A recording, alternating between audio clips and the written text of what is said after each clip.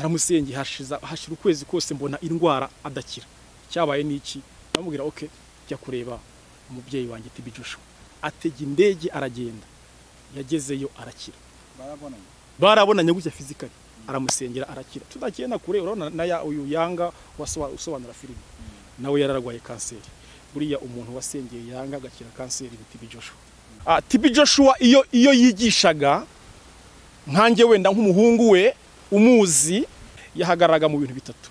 Ikintu cya mbere yavuga ku cyaha, kuko burya urupfu rwo nta muntu rumenyera, ariko uko biri kose ikintu ushimira Imana nuko asize abana, kandi abana TB Joshua asize ntabwo turi ibigwari. Yari umuhanuzi wicisha bugufi. Wibaze nawe kumwandikira musaba ko ambera umubyeyi akansubiza, akambwira ati kireka numbera ikirara. Reka tubasuze inshuti bakunze mukomeje kugenda mutwereka ko mukurikiye ibiganiro byacu Kuyobokamana TV ndetse no kwisezerana TV. Turabakunda kandi tubifuriza umugisha w'Imana. Ushima Imana niba wabyutse bikemera. Hari benshi cyane babiharaniye ntibyakunda, bari bafite n'ingabo zibakingiye n'ibitwaro bya kirimbuzi bagira ngo babone ubuzima, ariko birangire si iberetse kwitabashaka. Rero ko buri hugihumeka wowe nicyo gishoro cy'ubuzima cyonyine usigaranye. So urebe rero ko uriho kubw'impamvu y'Imana cyangwa ubayeho kubw'abandi. Se hari umuntu urara aseka kubwawe cyangwa benshi cyane bakuzi barara barira? Icyo ni ikibazo mbajije tugitangira. Kibajije abagiye gukurikira kino kiganiro. Umuntu mwiza uriho neza ni umuntu ubayeho kubw'inyungu z'abandi. Evode amakuru. Ndashima Imana cyane. Wambaye neza nubwo batari kubireba. Nubwo mbere mbonye Evode yatebeje. Reka ni kuwa mbere. Kuwa mbere se kuwa mbere no kwambara neza. Kwica abazimo, ariko nanjye sinambaye nabi cyane.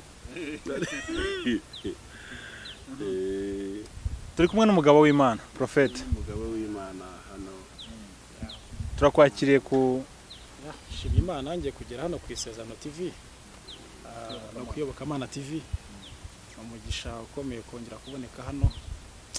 Nubwo kurundi ruhande ntabwo navuga ngo ndi muri mood nziza, ariko si ikindi kibazo cyabaye nuko navuga ngo umubyeyi wanjye wo mu mwuka, my spiritual father, yitabye Imana. Ariko turakomeye kuko yasize umurage mwiza. Yasize umurage mwiza. Buriya iyo watoje ugatoza babandi watoje nabo bakomereza aho warugejeje. Niyo mpamvu rero mubona uyu munsi ikiganiro ngikoze ntuje cyane. Reka tubanze tukwihanganisha. Yego, urakoze cyane kutwihanganisha. Natwe turakomeye nyine kubera Imana, kuko Imana niyo idukomeza mu bihe bikomeye nk'ibi ngibi. Ntabwo umwana w'umuntu we rwose yagukomeza. Tuba dukeneye kugira ngo imbaraga z'Imana zonyine aba arizo zidukomeza, zitubashishe no mu bihe bikomeye nk'ibi ngibi. Nibyo dora tubibwira abantu ngo nubwo turi mu isi y'ibibazo kandi ntibizanahinduka kireka Yesu agarutse. Ariko nyine nubwo turi mu isi y'ibibazo, ariko nabwo Imana yicaye mu ijoro ry'ibisubizo. Nibyo. Abakantu komoje uvuga ati umubyeyi wo mu mwuka, ariko iryo jambo abantu benshi ntibakunda kurisobanukirwa. Undi mubyeyi wo mu mwuka bameze gute? Urabona buriya nkuko umuntu agira umubyeyi mu buzima busanzwe, no mu isi y'umwuka tugira ababyeyi, icyo twita spiritual father, cyangwa se umubyeyi ubukurera mu buryo bwo mu mwuka. Buriya rero iki kintu abantu ntibakunda kugiha agaciro cyane, ariko buriya ni ikintu gifite imbaraga cyane, kuko iyo muri iki kiganiro turaza kumenyamo nimba hari n'abana bibirara cyangwa hari abantu badafite ababyeyi, cyangwa nimba hari abihakana ababyeyi babo. Urabona ni nacyo kintu usanga kenshi kirimo kigenda kinangiza n'itorero muri iki gihe, kubera ko ntabwo abakozi b'Imana ntibagira ba menta, nta batoza bafite. Kandi burya umutoza ashobora no kubera umubyeyi, kuko burya umubyeyi wemera kuba umwana ukigira ku birenge bye. Ni ukuvuga ngo ukubaha amavuta ye, akagutoza ukemera. Benshi rero muri iki gihe usanga bahaguruka abo ugasanga nta babyeyi bafite. bo mu buryo bwo mu mwuka ugasanga uri umuvugabutumwa ariko uri ikigenge ntugira ukugira inama ntawe ufite wireferaho ntawe ufite tuvuga uganiriza wagize ikibazo yego ngo umwegere umubwire uti mu by'ukuri nahuye n'iki kibazo ngira inama Evode ufite umubyeyi wo mu mwuka ndamufite Imana ishimwe tuya twemera nta bantu bimanuka babaho yego ntabwo wabikimanuka ngo uvuge ngo urahagurutse umuvugabutumwa ukomeye cyangwa se uri pastor ukomeye udafite umuntu runaka umubyeyi wawe wo mu mwuka abajya numva ngo hari abakozi b'Imana ngo Imana ihagurukije muri iyi minsi muri iyi minsi ngo muri iki gihe biki gihe nabiki gihe urumva rero umubyeyi wo mu mwuka ni ijambo rikomeye cyane ku bantu baryemera bakanaryubaha iyo ufite umubyeyi wo mu mwuka aragutoza ugasanga na rwa rugendo rwa rw'ivugabutumwa rugenze neza harya profete yibwiye abantu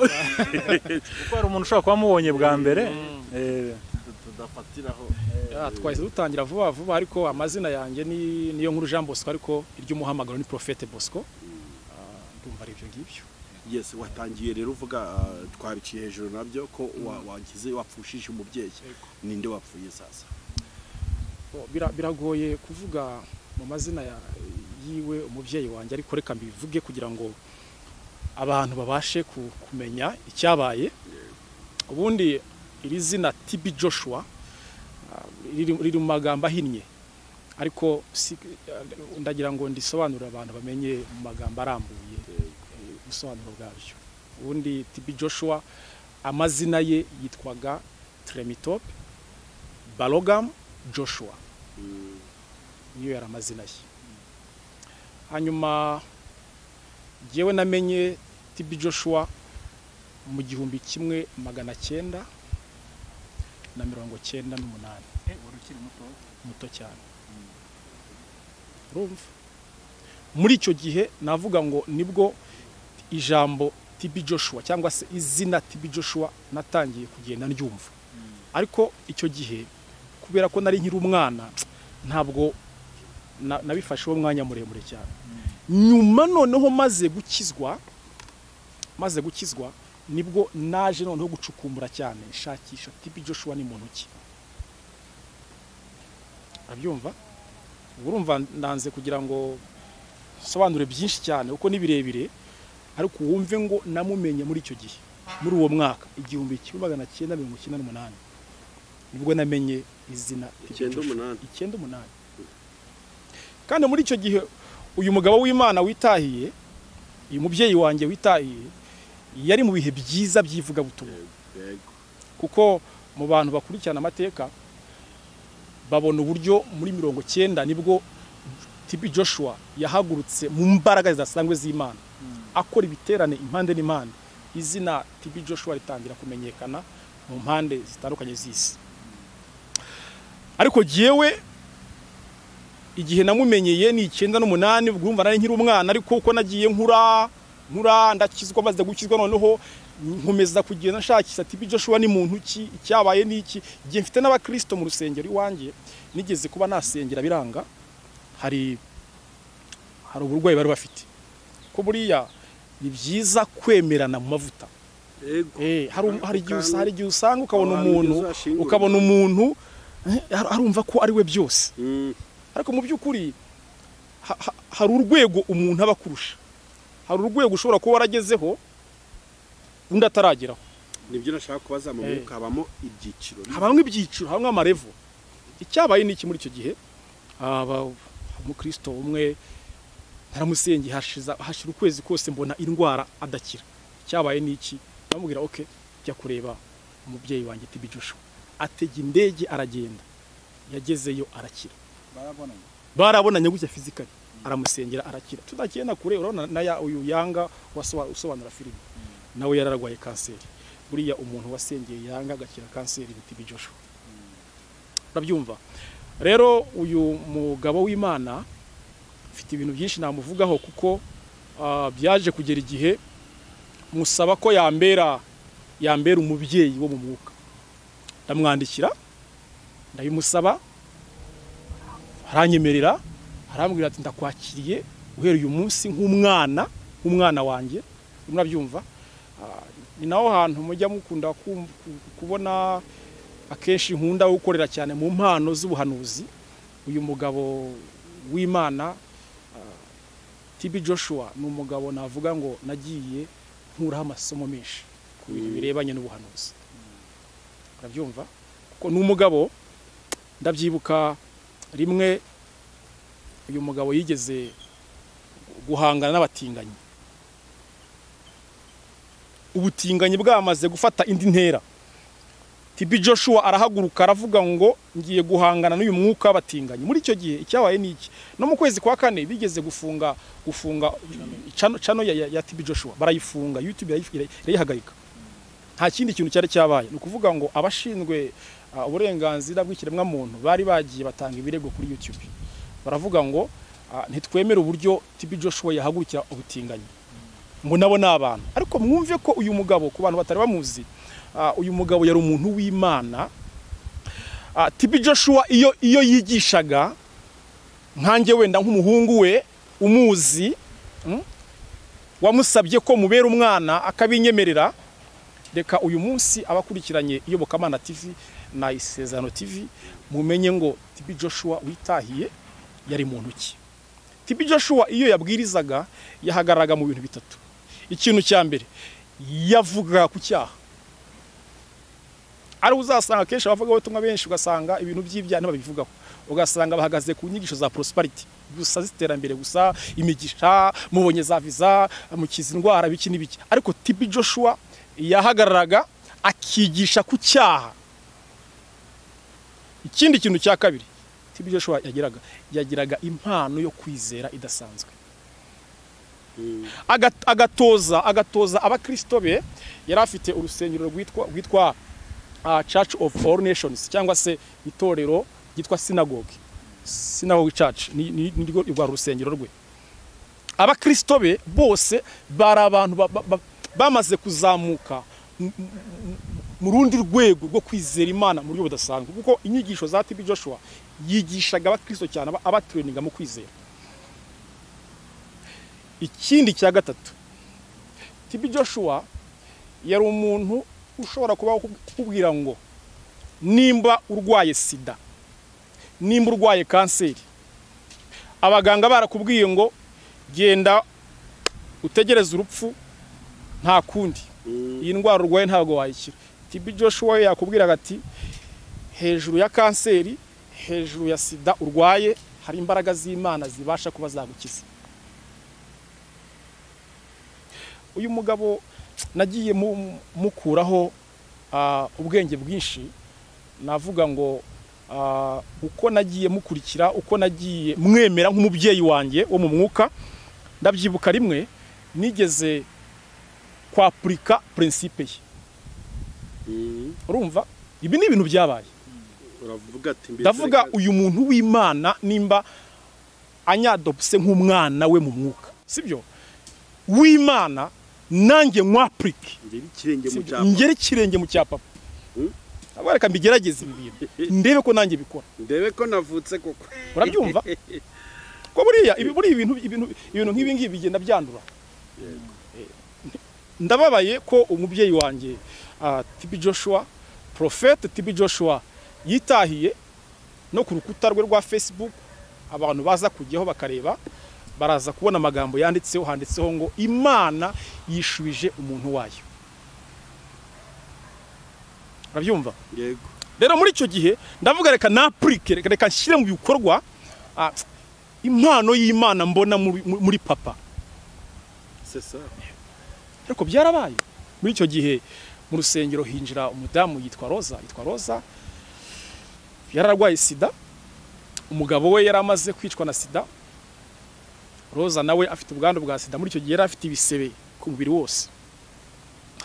Ndabyibuka nzamuka mu kirere cyo kwizera, ndavuga ngo nimba umubyeyi wanjye Prophet TB Joshua ashobora gusengera abantu barwaye kanseri, barwaye za sida bagakira, kandi nanjye naramwemereye kugira ngo ambere umubyeyi, reka nsengere Rosa.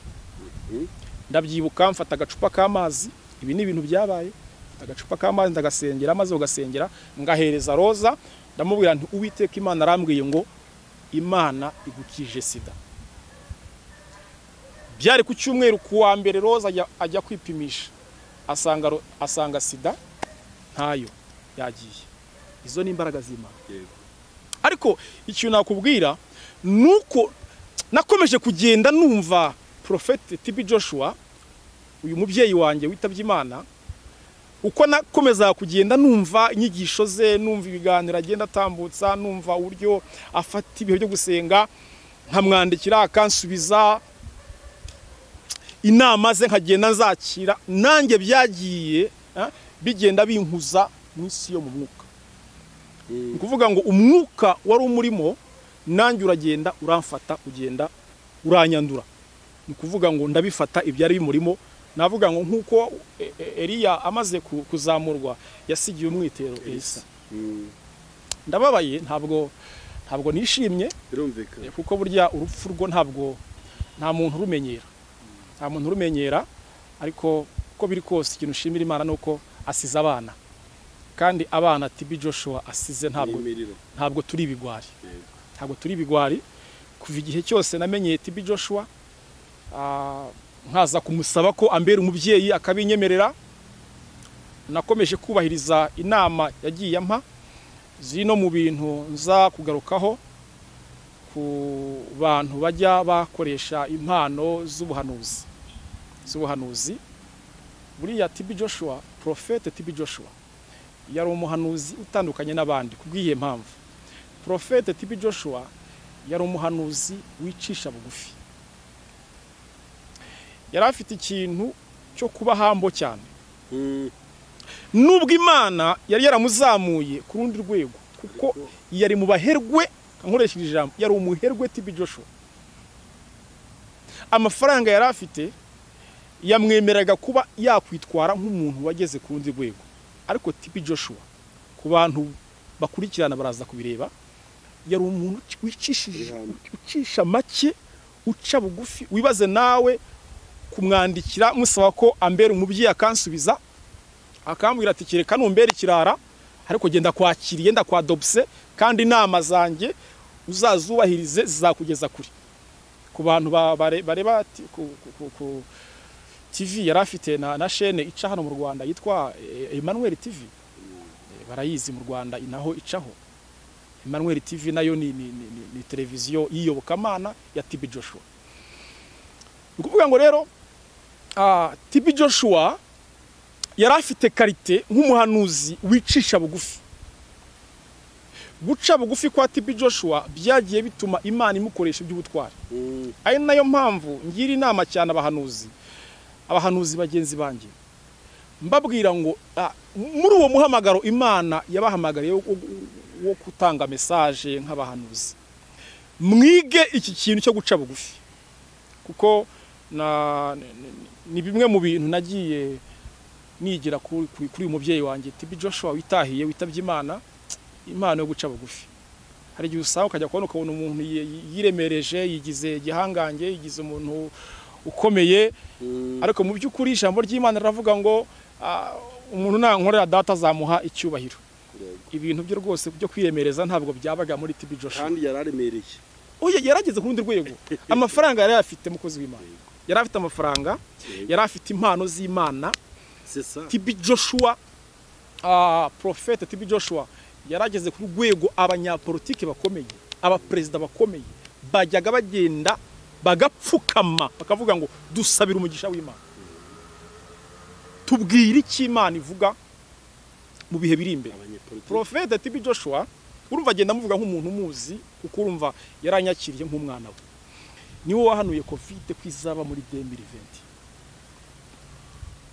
Bari muri veye muri overnight isoza icrosinga umwaka wa 2019. Yahagaze ku gatuti aravuga ngo nubwo mwishimye cyane, mwishimiye ko mugiye kwinjira muri 2020, ariko uriya mwaka wa 2020 uzabamwo icyorezo kidasanzwe kizatuma abantu bose bashyira maske ku minwa no ku mazuru. Ibyo bintu ntabwo abantu babyumvaga, bumvaga yuko ari ibintu bisanzwe. TB Joshua niwo wahanuye ko urabona cyagiye Hillary Clinton ahangana na ntuzana ahangana n'uyu mu president Trump aza kumutsinda ariko Prophet TB Joshua niwe wahanuye ubuhanuzi aravuga ngo uwundi wagombaga kuba president bitari byaba yari Hillary Clinton ariko noneho agaragaza mu buhanuzi abyerekana aravuga ngo nabonye cyangwa se neretswe ko uzaba president ari Hillary Clinton ariko noneho ngo hari ukuntu byagenze abarusiya bazamo bamwiba amajwi yarabivuze gutya abantu ntibabyumva ariko byaje kuba mwabonye uburyo Trump yaje guhitaba president wa Amerika yagiye hanura ibintu byinshi bitandukanye dushingiye kuri covid 19 yabaye ku isi yose ibi byose Prophet TB Joshua yarabihanuye kandi buriya umuhanuzi kugira ngo yemerwe nuko ibyo yahanuye bisohora reka tugaruka noneho inyuma wavuze ko wamwandikira akagusubiza ni izihe nama z'ingenzi yaguhaye mu buzima bwo guti uyu mubyeyi nubwo agiye ariko hari ikintu mukuyeho reka nkubwire ngo Prophet TB Joshua nk'umubyeyi wanjye atashye mu gihe numvaga ntifuzaga ko yakagiye kuko nari nkimukeneyeho byinshi no mu byo nategura kuba naza jya kumureba nashaka uburyo najya kumureba noneho tukabona na physically mbona nkubone uko ni umugabo w'Imana ukunda abantu uca bugufi rwose icyo kintu narimo ngitegura kuba nategura urwo rugendo nkazajya kumureba ariko byinshi wenda nk'inama yampaga inama ya mbere nayivuzeho yahoraga ambwira ngo urwego rwose Prophet Bosco uzageraho uzige guca bugufi ibyo uzakora byose uzige guca bugufi indi nama ya kabiri yampaga yambwiraga ngo ubuhanuzi bwose butari mu ijambo ry'Imana nta mumaro bugira yakunda kumbwira ngo jya ufata umwanya muremure usoma ijambo ry'Imana akambwira ngo muti muhungu wanjye Bosco fata umwanya usoma Bibiliya fata umwanya usoma ijambo ry'Imana nibwo impano ziri muri wowe zizagenda zikura zizagenda zaguka indi nama yindi yakunda kumbwira akambwira ati jya ugerageza situation yose winjiyemo ujye wizera yuko hari ijambo yambwira akambwira mu gitabo cya Matayo ubutumwa bwiza ibice 19 n'umurongo wa 26 aho ijambo ry'Imana rivuga ngo Yesu arabitegereza arababwira ngo ibyo ntibishobokera abana b'abantu ariko ku Mana ngo byose birashoboka yahoraga ambwira yuko situation yose naba ndimo cyangwa se ikibazo cyose nakwinjiramo njye mpora nizera Imana ko ibintu byose bigishoboka kubera ko yari umugabo wizera yari umugabo ufite kwizera kudasanzwe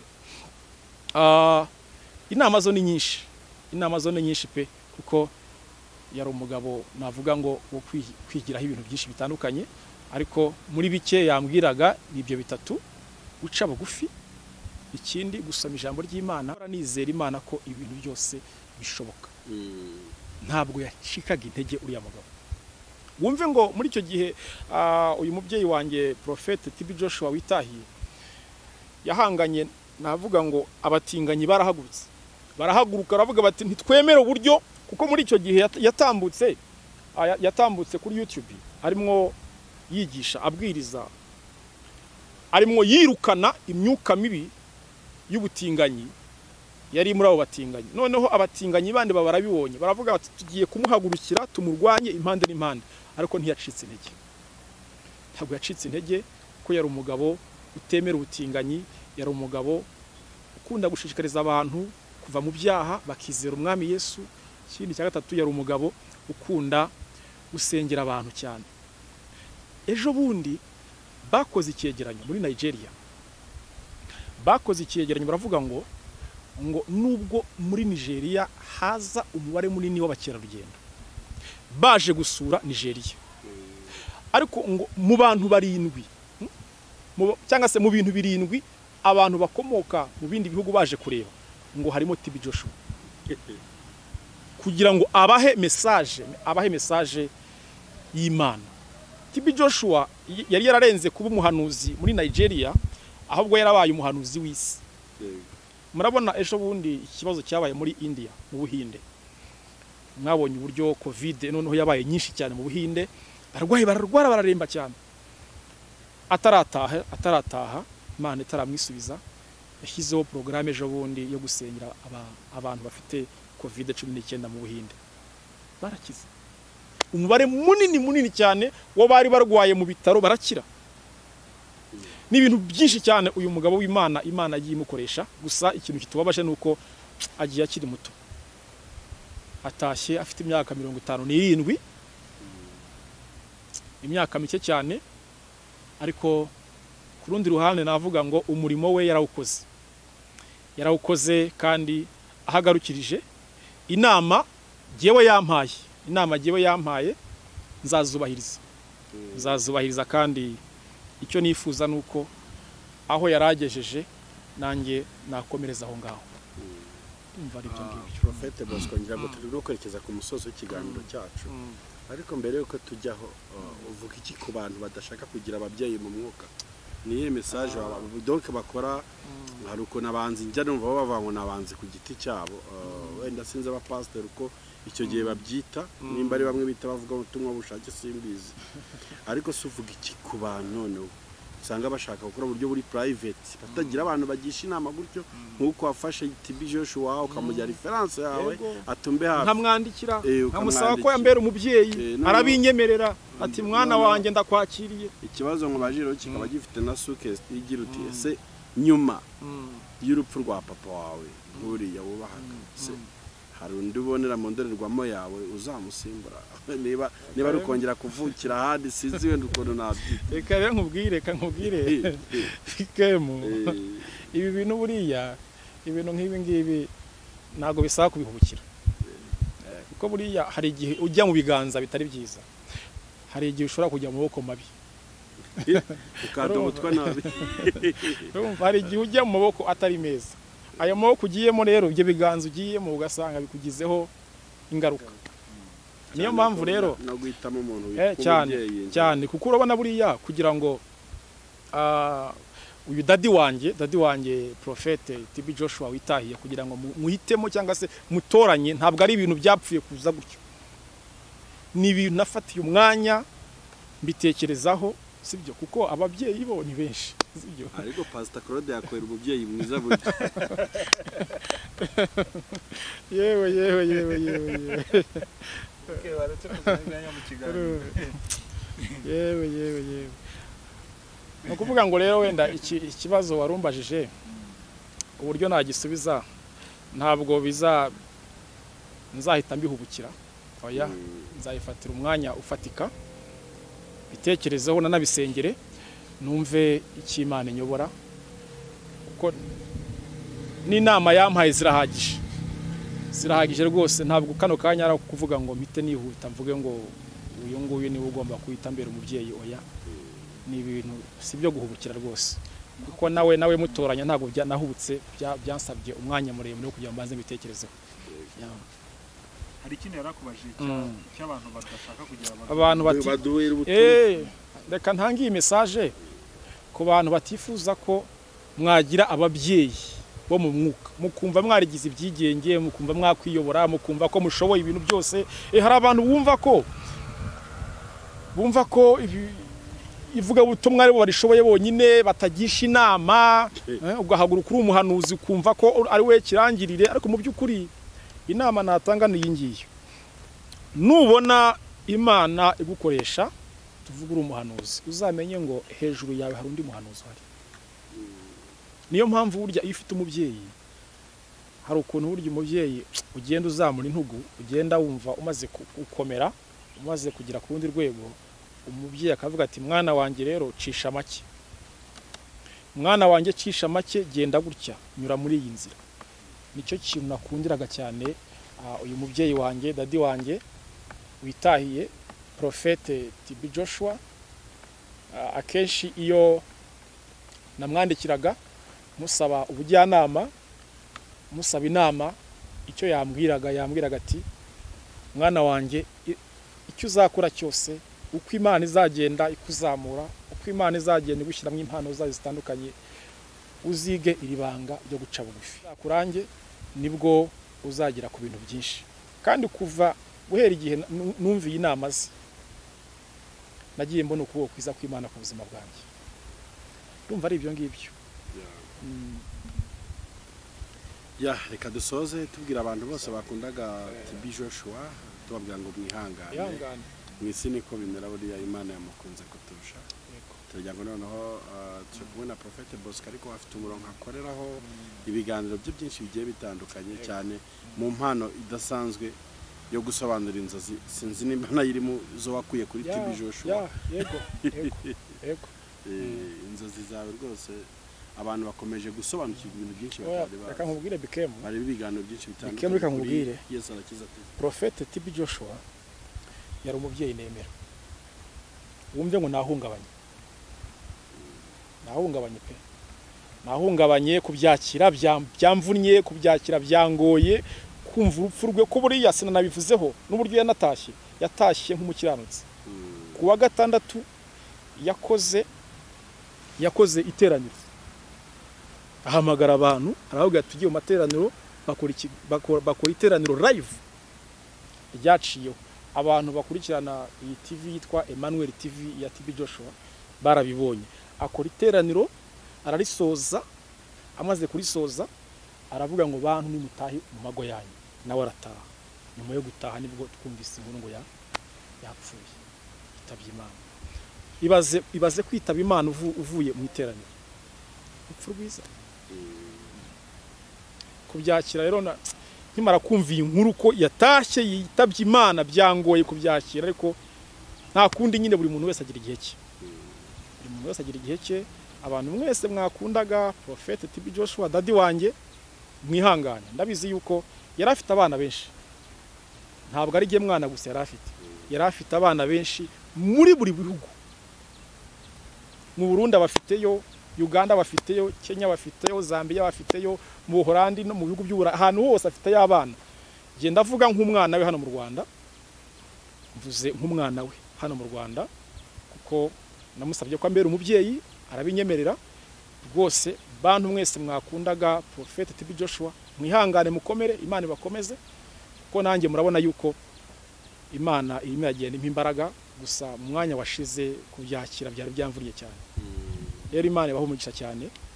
N'abandi bakozi Imana nagiye mbona bafata umwanya wo kuvuga kuri we benshi batandukanye bo muri Nigeria nagiye mbabona, bari za South Africa nabo bafashe umwanya wo kuvuga kuri Prophet TB Joshua. Yari umubyeyi umugabo. Abakozi Imana benshi batandukanye bafashe umwanya. Nkesho ku cyumweru ho mu materaniro yabaye, abantu bafashe umwanya, abaprofete bandi bakomeye cyane Imana ikoresha iby'ubutwari bafashe umwanya nk'isaha yose bavuga gusa kuri Prophet TB Joshua, bavuga uburyo Imana yamuhagurukije, uburyo Imana yamuhamagaye. Buriya bakozi b'Imana, uyu mugabo witaye Prophet TB Joshua nakurikiranye amateka ye akiri umwana yiga muri segonderi. Nta nubwo n'amashuri yarangije, ahubwo yahise akomeza mu bintu bya Bibiliya. Ariko noneho ari muri segonderi bamwitaga izina bakamwita ngo ni small pastor, kuvuga ngo bitewe n'ingano ye izina pastor niho ryahereye. Muri icyo gihe rero abikuriramo, akomeza kugenda asoma Bibiliya, akomeza kugenda akundisha abantu ijambo ry'Imana. Prophet TB Joshua namuvugaho byinshi, reka dusoreza ahangaha kuko ndumva uko nkomeza kugenda mvuga byinshi n'agahinda karakomeza kugenda kaza. Reka wenda dusoreza ahangaha. Reka sanihanganisha abantu bose bakundaga Prophet TB Joshua, bihangane, Imana ibakomeze. Reka tugushimire ku mwanya wemeye kuduha muri bihe bitoroshye, kandi dukomeze tukwihanganishe, ntago byoroshye. Ariko kandi twibutse n'abantu badukurikiye yaba ku Isezerano TV cyangwa ku Iyobokamana TV ko bashobora gukomeza gukurikirana kuri Yesu arakiza ati. Ku bintu by'inzozi rwose nabonye bigize cyane, ariko hari n'abakwifuza kukuvugisha mu gikari yakubona gute? Telefone zanjye ni izi ngizi 0782 28 48 07 0782 28 48 07. Prophet TB Joshua aritahiye, Imana iramuhamagaye, ariko Yesu Kristo aracyakora. aracyakora. Abantu bakomeze bizere Yesu kandi banizere yuko nabo Yesu yahamagaye ahereza izo mpano ko zigikora.